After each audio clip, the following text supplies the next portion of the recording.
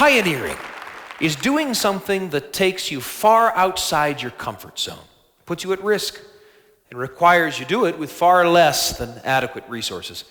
And you have to do it not for yourself, but for the benefit of those who are following or will follow after you.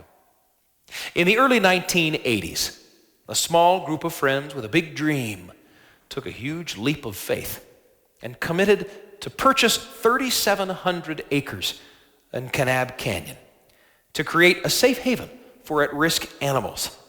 That haven has grown into the largest no-kill animal sanctuary in the country and the leader in animal welfare initiatives nationwide. There's a sun-drenched land in the shimmering west, where creatures great and small dwell in peace, and kind souls are busy night and day, tending to the least of these. These animals were once abandoned and distressed, and some had been abused so bitterly. Some were also sad when they had to leave their homes, but now they roam through juniper trees.